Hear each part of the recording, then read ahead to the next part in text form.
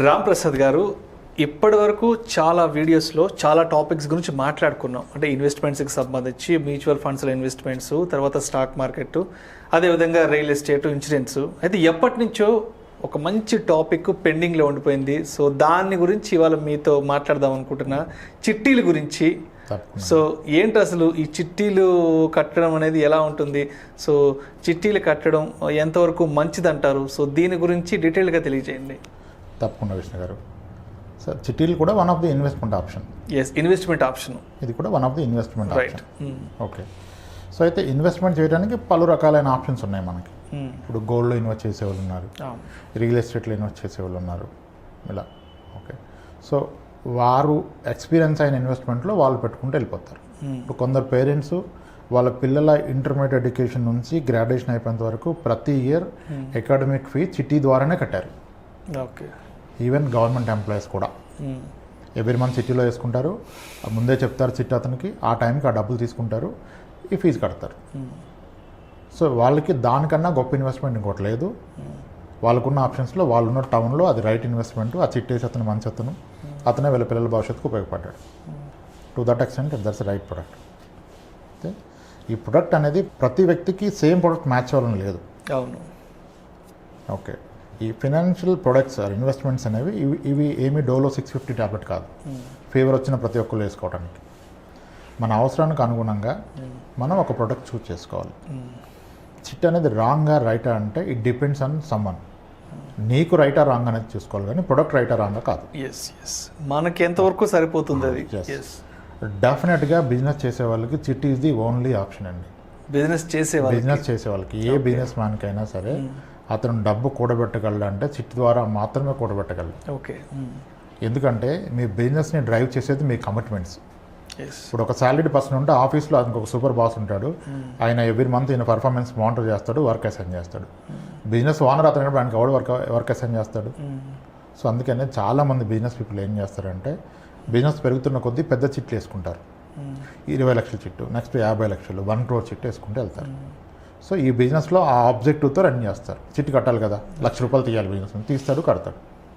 So ఆ 50 లక్షలు రాగానే దాన్ని ఇన్వెస్ట్ చేస్తాడు. చిట్ ఏంటి, మీరు కొంత అమౌంట్గా పెట్టుకొని పెద్ద అమౌంట్ తీసుకొని పెద్ద ఇన్వెస్ట్మెంట్ చేయగలుగుతారు. ఇప్పుడు లోన్ రాదు, అనార్గనైజ్డ్ బిజినెస్, హోమ్ లోన్ రాదు, ఆయన చిట్టి కట్టి ఇక్కడ వచ్చిన 80 లక్షల్లో ₹1,00,00,000 తీసుకెళ్ళి ఒకే ప్రాపర్టీగా ఉంటాడు. So that's right for him. కానీ when someone is a salaried person, అతనికి చిట్ రైట్ కాకపోవచ్చు. సాలరీడ్ పర్సన్ ఎందుకంటే ఎప్పుడైతే ఒక వ్యక్తి సాలరీడో అతనికి బ్యాంకర్ ఎప్పుడంటే అప్పుడు లోన్ ఇస్తాడు. Salaried person. అవును. ఓకే. ఇతనికి పర్సనల్ లోన్ వచ్చేస్తుంది. ప్రీ అప్రూవ్ లోన్ అని ఉంటుంది నెట్ బ్యాంకింగ్లో, జస్ట్ క్లిక్ చేస్తే వస్తుంది. సబ్జెక్టెడ్ టు అతని సిబిల్ క్లియర్గా ఉంది, ఇన్కమ్ ఉంది. ఓకే. ఇప్పుడు ఇదే వ్యక్తి salaried person earning 60,000 or 70,000 per month salary, ఇతను కూడా చిట్ కడతాడు. ఓకే. ఇప్పుడు చిట్ కడుతున్నాడు, ఇతను ఒక 10 lakhs చిట్ కడుతున్నాడు హస్బెండ్. అది ఒక 25 months చిట్, ఒక 10 months కట్టాడు. ఇతనికి సడన్గా డబ్బులు అవసరం పడింది. ఆయన ఊరు నుంచి వాళ్ళ నాన్న ఫోన్ చేశారు, అరే బాబు ఇలా పక్క ప్లాట్ అమ్ముతున్నారు, మనకు ఒక 5 లక్షల రూపాయలు తక్కువ పడుతుంది నా దగ్గర ఉన్న డబ్బులకి, నువ్వేమన్నా సర్దగలవా అని అడిగారు. ఇప్పుడు వీళ్ళ నాయన ఈయన ఎప్పుడు పైసలు అడగలేదు, ఫస్ట్ టైం అడిగారు. ఫస్ట్ టైం నోరు తెలిసి ఇంతవరకు ఆయన పెట్టడం కానీ ఆయన ఇచ్చింది లేదు ఆయనకి. ఆయన 5 లక్షలు ఇవ్వగలవా అని అడిగారు. సో డెఫినెట్గా ఇవ్వాలని ఉంటుంది. ఇప్పుడు వెంటనే కనపడే ఆప్షన్, నేను కడుతున్నాను కదా 10 lakhs చిట్టు, దాని నుంచి తీస్తే అయిపోద్ది కదా. నెక్స్ట్ డే చిట్టు వాళ్ళు కాల్ చేస్తాడు, దాన్ని చిట్ లిఫ్ట్ చేయడం, పాడుకోవటం అంటారు కదా. ఆ 10 లక్షల చిట్టి తీసుకుంటే నీకు ఎంత వస్తుంది?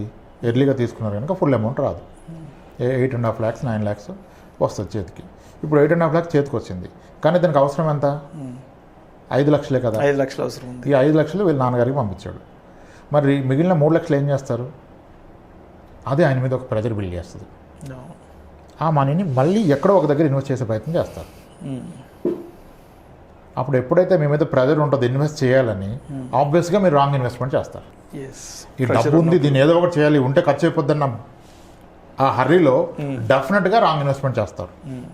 సో కానీ ఇతను మిస్ అయిన పాయింట్ ఏంటంటే, ఈ బీయింగ్ సాలరీడ్, ఇతనికి HDFC ICICI అకౌంట్ బ్యాంక్లో సాలరీ అకౌంట్ ఉంది. ఇతను కనుక 5 లక్షల రూపాయలు పర్సనల్ లోన్ తీసుకుంటే ఇతనికి అట్ 11% 10.5% రేట్ ఆఫ్ ఇంట్రెస్ట్లో వచ్చేస్తుంది. ఆ పాయింట్ మర్చిపోయాడు ఈయన, ఎందుకంటే నేను పెట్టిన ఇన్వెస్ట్మెంట్ వాడుకోవాలని ఇక్కడ వాడుకున్నారు.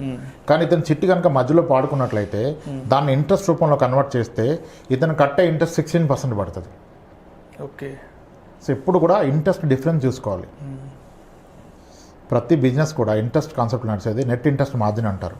బ్యాంకర్స్ అంతా మనం FD 5% తీసుకొని లోన్ 10కి ఇస్తే వాళ్ళ నెట్ ఇంట్రెస్ట్ మార్జిన్ 5%.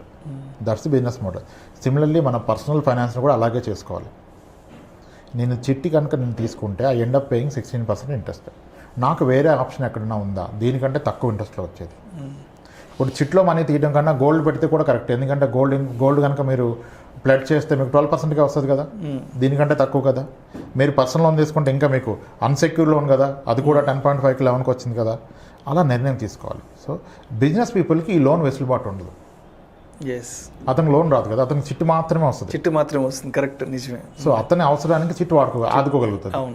మీ అవసరానికి ఇది అవసరం లేదు, సరే మీరు వాడుకోలేదు అంతా కట్టారు. చిట్టు అనేది ఒక 3 years 4 years 10 years కడతాం. మరి 4 years తర్వాత వచ్చే మనీ ఏం చేయాలి అంటే వచ్చినప్పుడు ఏదన్నా చేయొచ్చు, డబ్బులు వస్తే తప్పే ఉంది రానివ్వు అనుకుంటారు. మనం అనుకున్నది ఏంటి, గోల్ బేస్డ్ ఇన్వెస్ట్మెంట్. దీనికి గోల్ లేదు. చిట్టు ఎందుకంటే నేను డిసిప్లిన్ కాదు, నా పైసలన్నీ వేస్ట్ అయిపోతాయి కాబట్టి చిట్లో పెడుతున్నాను. 4 years తర్వాత వస్తే అప్పుడు వచ్చింది కాబట్టి ప్రజల్లోకి వెళ్ళి ఏదో ఒక ఇన్వెస్ట్మెంట్ చేస్తాను. That's one thing. ఓకే, సరే లేదు చివరి దాకా కడితే నాకు వచ్చే దాంట్లో ఎంత ఇంట్రెస్ట్ వర్కౌట్ అవుతుందని క్యాలిక్యులేట్ చేసుకోవాలి. రిజిస్టర్డ్ చిట్స్ అయితే కనుక రిజిస్టర్డ్ చిట్స్ వాటిలో అయితే కనుక మనకి ఇంచుమించుగా 8 to 9% వస్తుంది. దాని బియాండ్ రాదు రిటర్న్. 8% రిటర్న్ ఇచ్చే దాని కొరకు నేను డిసిప్లిన్గా పే చేసి మళ్ళీ ఇంకోటి రిజిస్టర్డ్ చిట్ అయితే మధ్యలో మీరు పాడుకున్నప్పుడు మీరు షూటీలు ఇవ్వాలి. మీ మనీ మీరు పాడుకుంటే ఇవ్వడు. మీరు వేరే 3 చిట్లు ఉంటే 2 చిట్లను షూటీగా పెట్టుకుని ఇస్తాడు. కొన్నిసార్లు LIC పాలసీని షూటీగా పెట్టుకుంటూ అంటారు, లేదంటే ఒక government employee 2 private employee surety పెట్టమంటారు. అసలు మీ డబ్బులు ఆయన దగ్గర కట్టి మీరు షూటీ పెట్టి డబ్బులు తెచ్చుకోవాలా. ఇప్పుడు ఎంప్లాయీ ఉన్నాడు, డబ్బులు అవసరం పడ్డది, షూటీ పెట్టమన్నాడు. 2 ఫ్రెండ్స్ని అడిగాడు, ఒక రిలేటివ్ని అడిగారు. సరే 3 కాదనిలాగా షూటీ పెట్టారు. ఇతను క్లియర్ కట్టాడు, వాళ్ళకి ఏం ఇబ్బంది అవ్వాల. మరి ఇప్పుడు వాళ్ళ 3 దగ్గర నేను హెల్ప్ తీసుకున్నాడు కదా, రేపు వాళ్ళు చిట్టు కడితే ఎవరిని అడుగుతారు షూటీ పెట్టమని? ఇతన్ని అడుగుతారు కదా. ఇప్పుడు వాళ్ళు పెద్ద చిట్టు కట్టారు, మిమ్మల్ని షూటీ పెట్టమన్నారు, పెట్టారు. రేపు వాళ్ళకి ఏమైనా ఆయన పక్షంలో కట్టలేకపోతే హెల్ప్ చేయాలి. ప్రతి ఒక్కరికి హెల్ప్ చేస్తేనే మనకు హెల్ప్ చేస్తారు. కానీ దాంట్లో రిస్క్ ఐడెంటిఫై చేయండి. మీరు ఉన్న రిస్క్ ఏంటి? ఫస్ట్ ఆఫ్ ఆల్ రిటర్న్స్ ఏమీ గొప్ప రిటర్న్స్ కాదు రిజిస్టర్డ్ చిట్ అయితే. అన్రిజిస్టర్డ్ చిట్లో కాస్త ఎక్కువ రిటర్న్స్ వస్తాయి, కానీ అన్రిజిస్టర్డ్లో ఉండే రిస్క్ దాంట్లో ఉంటుంది కదా. అది కోవిడ్లో చాలామందికి అర్థమైంది. చిట్స్లో రిస్క్ ఉందా లేదా అంటే చిట్టు కట్టేవాళ్ళు రిస్క్ ఏముందంటారు, కానీ చిట్లో డబ్బులు కోల్పోయిన ఉంటాడు కదా, ఆయన్ని అడిగితే ఎగ్జాక్ట్ రిస్క్ చెప్తారు. సో చిట్ అనేది right investment, right instrument, but not for all. అందరికీ కాదు, కొంతమందికి మాత్రమే అంటారు. ఓకే, బిజినెస్ పీపుల్కి చిట్ మాత్రమే రైట్ ఇన్వెస్ట్మెంట్. బిజినెస్ చేసే వాళ్ళకి అతను 16% ఇంట్రెస్ట్ ఇక్కడ పాడుకున్నందుకు కట్టినా సరే ఆయన బిజినెస్లో పెడితే దాని మీద 30-40% జనరేట్ చేస్తారు. ఎగ్జాక్ట్లీ, అవును. కానీ ఒక ఎంప్లాయీకి అవసరం లేదు. అవసరం లేదు. ఈ ఎంప్లాయీ కూడా ఎప్పుడు అవసరం అంటే కొంతమంది ఎంప్లాయీస్ ప్రైవేట్ సెక్టర్లో మోస్ట్లీ ఆ క్రెడిట్ కార్డ్ ట్రాప్లోకి వెళ్ళిపోయారు. క్రెడిట్ కార్డ్ ట్రాప్లో ఉండి మీరు మినిమం బ్యాలెన్స్ కడితే మీ టోటల్ అమౌంట్ క్లియర్ అవ్వడానికి 23 years పడుతుంది. And you end up paying 48 to 56% interest per year pay చేస్తారు. అటువంటి వ్యక్తి కనుక ఇంకా ఆయన ట్రాప్లో ఉన్నాడు కదా, ఎలిజిబిలిటీ కూడా లేదనుకోండి లోన్కి, అప్పుడు ఆయన చిట్టి తీసుకొని సమ్హౌ కన్విన్స్ చేసి ఫస్ట్ మంత్ లిఫ్ట్ చేసుకొని ఇక్కడ 16% ఇంట్రెస్ట్ కట్టినా ఈజ్ అవాయిడింగ్ అక్కడ 48-58% ఇంట్రెస్ట్ కదా. అతనికి కూడా రైటే. సో మీ అవసరానికి తగ్గట్టుగా మీరు చిట్టి తీసుకోవాలి లేదా ఆలోచించుకోవాలి. చిట్ రాంగ్ కాదు, రైట్ కాదు. Right. Yes, sir. That's it.